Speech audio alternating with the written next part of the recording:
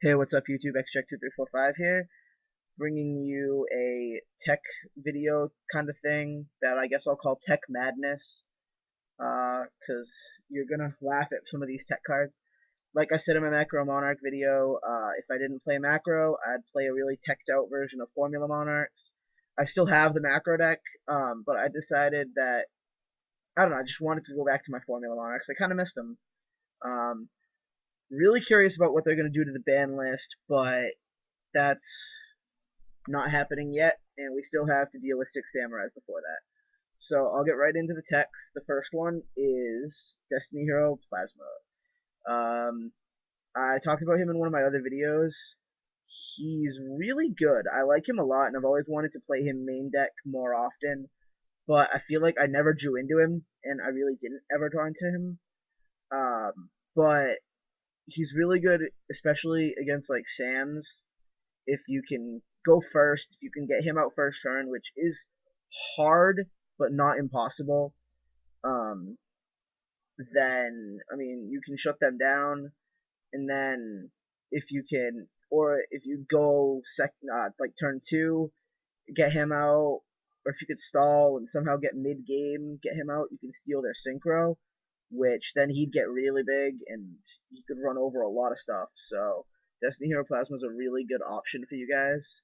I've also wanted to play Obelisk, but I'm not sure about Obelisk, especially since all the people at my locals value him way too high because they're all little kids and they think, oh my god, it's a god card, it's worth like $100, except it's not. So anyway, the next tech card that I'm going to show you guys, sorry about that, is Compulse, and I could only find two, so I'm only showing you guys two.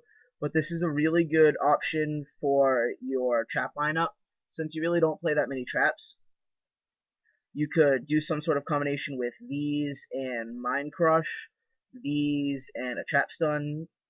Um, I'm probably going to play the Treacherous build right now. Sorry, guys. But these are a pretty good option if you don't want to run the Treacherous build, or if you still want to do Trap Stun. You can play two of these, two Trap Stun. Like I said a minute ago, you can do these with Mind Crush and Spiritual Water Art. All really good options, but Compulse, it's chainable. It's really good. Especially, it can be used on sets. I'm pretty sure. Yep, it can be used on sets. So if plants set Raikou, just return that Raikou to their hand and do some shenanigans. It's a pretty good trap option if you don't want to do any of the traditional. The next two cards I'm going to be talking about are Spell Trap hate cards. The first one being Nobleman of Extermination. Really good card. You should all know what it does. Some Formula Monarch players are already maining this. I see that a lot, but if you haven't seen any of that, you'll see it right now because this is a really good card. It it just removes traps, kind of like Nobleman of Crossout does, except it hits trap cards, which is really good because you can hit Warning with this, and Warning really hurts the deck, the Formula Monarch deck, because if they Warning your key Monarch, then you're done, and they're gonna beat you. So this is really good. Get rid of the all the warnings early game. Get rid of the chariots if you're playing Gladiator Beasts, which I don't really see much of, but really good card. Playing two in the main deck is pretty good. I only have one at the moment, but I'm gonna try to get a second one. So good spell trap option. The second one I'm going to be talking about is something that I don't know if many of you are going to know what it does, because it's just a really random card, but I like it a lot. It's Bait Doll. I'm going to read it for you guys just in case you don't know what it does. Card reads, force the activation of one face down trap card. If the timing of the activation of the trap card is incorrect, negate the effect and destroy it. And then it says, if it's not a trap card, return it to its original position. And then the other good part about this is, after this card is activated, it is returned to the deck and then shuffled. It's not sent to the graveyard, guys. Sorry, I have something caught in my throat or something. But Bait Doll's really good. It forces your opponent's solemn warnings. It flips them up. the activation, the timing is incorrect, obviously, because it's not negating something that special summons, so it automatically gets destroyed. Mirror Force gets destroyed, Torrential gets destroyed, um, Chariot gets destroyed. I'm trying to think of like trap cards that are played. I know Chariot again, only Glads, but um,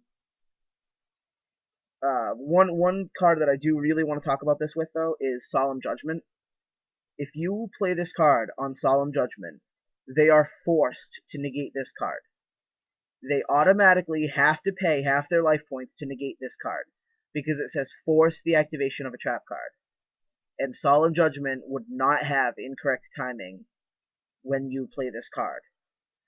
So if they have a Solemn Judgment first turn set and you go second and you activate this and it's a Solemn Judgment, they just lost 4,000 life points off of your bait doll. This just burned them for 4,000 life points. That's really good, guys. So I'm actually probably going to tech just one of those.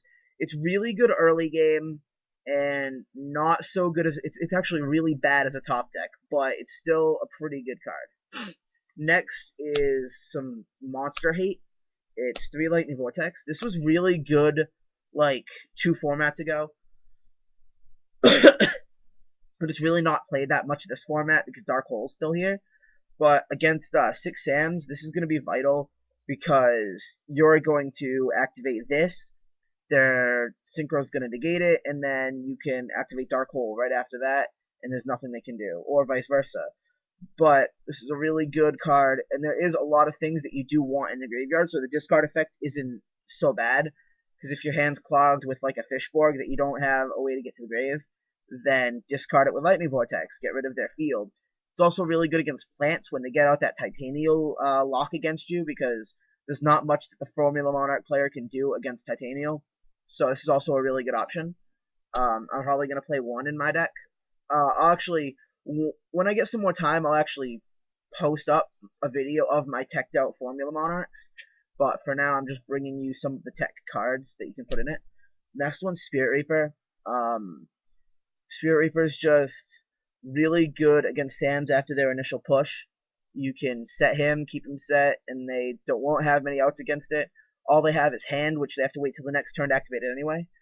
So Spirit Reaper is a really viable option. Plus, with all the removal effects, you can get in there and attack direct to remove some cards from their hand. So Spirit Reaper is always a good card.